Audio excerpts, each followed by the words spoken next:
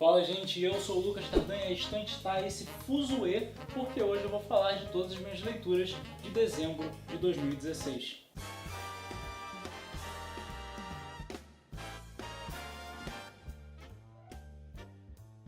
Começando com o primeiro e único livro que eu li no mês de dezembro, foi Um Estudo em Vermelho, do Sir Arthur Conan Doyle. Tem um diário de leitura, então você pode acompanhar todas as minhas primeiras impressões sobre esse livro no card que está ali em cima. E passando agora para os mangás, o primeiro deles foi Pandora Hearts, volume 3, que eu estou cansado de falar aqui no canal que eu não gosto, e decidi que esse vai ser então o último volume que eu vou adquirir. Em seguida foram os volumes 4 e 5 de Fullmetal Alchemist, essa edição mais recente, e momentos muito legais dessas duas edições são, por exemplo, quando a Tenente Hawkeye adquire o Black Hayate 1, que é o cãozinho deles. Da quinta edição, quando Ed e o Al finalmente retornam à sua sensei e ela pergunta se eles viram aquilo. E uma das cenas mais emotivas desse mangá, que ficou na minha cabeça desde que eu vi pela primeira vez e eu usei várias vezes durante minha vida em momentos muito tristes, que é quando o Coronel Mustang diz que está chovendo.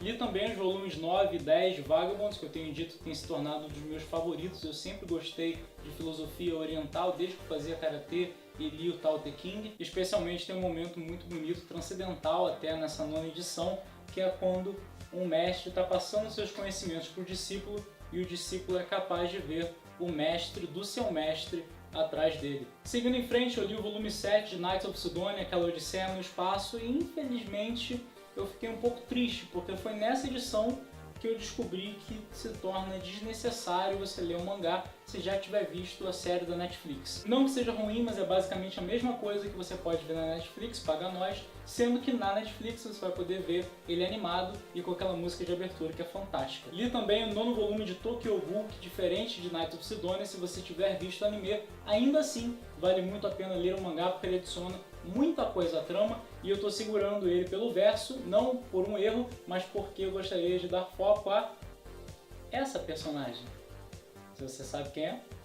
Li também o volume 19 de Ataque dos Titãs, que uma das coisas interessantes é mostrar mais detalhes sobre a morte de um personagem lá do início da trama. Li o volume 14 de Terraformars, o plano de terraformação do planeta Marte e a luta contra as baratas, que recentemente eu percebi que me lembra muito do desenho Animorphs que eu via quando era pequeno. Você lembra desse desenho? E um dos pontos mais legais dessa edição é a ajudinha do titio da Rússia, como o próprio Asimov se chama. Li os volumes 11 e 12 de um dos meus preferidos, Fate Stay Night, sendo que no volume 11 o Archer invoca pela primeira vez o Unlimited Blade Works, e no volume 12 ele tem várias conversas muito interessantes com o Shiro. Eu sei que eu falo muito de Fate Stay Night nesse canal, de como maravilhoso ele é, mas eu nunca falo o suficiente da história para convencer vocês.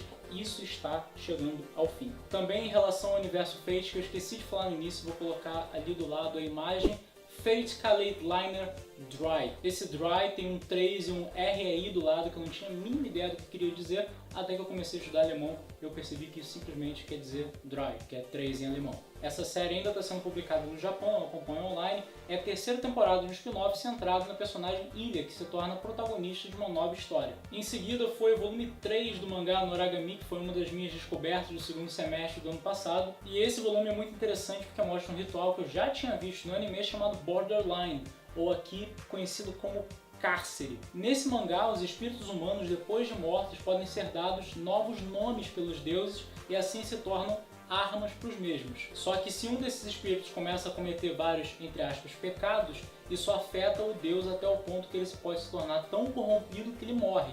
Para reverter esse processo, eles fazem um ritual chamado de Cárcere, na qual o espírito se arrepende dos seus pecados e pode ser purificado. Em seguida foi o volume 5 de Akame ga Kill, e eu vou falar algo sobre esse volume que é um tanto quanto controverso.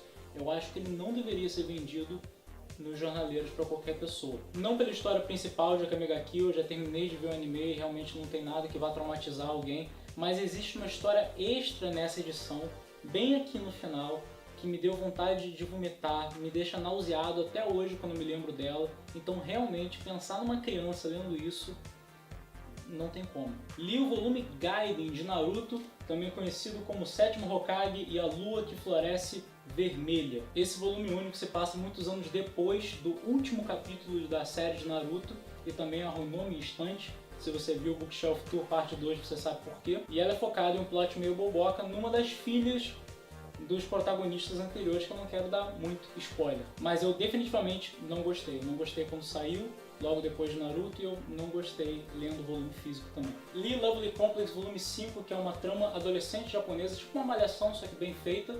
E eu gosto muito dessa série. Eu considero um dos meus achados, é a light comedy, não tem nada demais, é realmente só pra diversão, mas eu gostava muito dela. O volume 4 de Lovely Complex quebrou a série pra mim, porque foi tão bom que me fez ver todo o anime, e agora, lendo o mangá, eu tô meio naquela de Knights of Sidonia, porque é exatamente igual ao anime. Então fica meio desnecessário.